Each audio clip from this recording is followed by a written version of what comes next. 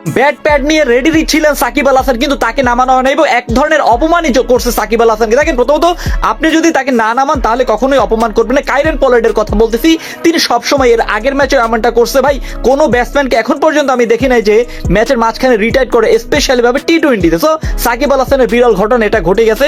আজকে তাকে ব্যাটিংয়ে প্যাড পইরা নামাইছিল, ব্যাট হাতে নামাইছিল, মানে পুরো ফিট করে নামাইছিল, কিন্তু দিন শেষে তাকে মাঠেই নামায় নাই। সো এমনটা যদি হয়, আমি বলবো যে সাকিব আল হাসান এই ম্যাচগুলো, যেহেতু আপনি প্রফেশনাল ক্রিকেটার, তারপরও একটা আপনি যেহেতু নাম্বার 1 অলরাউন্ডার, সো আপনার হাইপটা অলওয়েজ থাকা উচিত। এবং মোস্তাফিজের বেলায় ঠিক সেম, মোস্তাফিজ জানে কি করতে হবে। এবং সাকিব আল হাসানের আপনি একটা জিনিস আপনি আমি সবাই হয়তো একমত হব, সাকিব আল হাসানকে মাঠে দেখতেও ভালো লাগে। To be very honest, Shakib Al Hasan যখন মাঠে নামে, বলটা ধরে, তখনই ভালো লাগে। কে নামলো না না নামলো সেটা দেখার বিষয় না, কিন্তু দিন শেষে একটা কথা বলা হচ্ছে যে ভাই, আপনি ব্যাট প্যাট পরাইয়া বসায় রাখতে পারেন, কিন্তু কখনো বলতে পারেন না যে ভাই তুমি নামো হ্যাং ত্যাং, কখনো অপমানজনক কিছুই করতে পারেন। সো কাইরেন পোলার্ড এমনটাই করছে। যাই হোক, আপনাদের কাছে বিষয়টা কেমন লাগছে একটু কমেন্ট করে জানাবেন। ধন্যবাদ।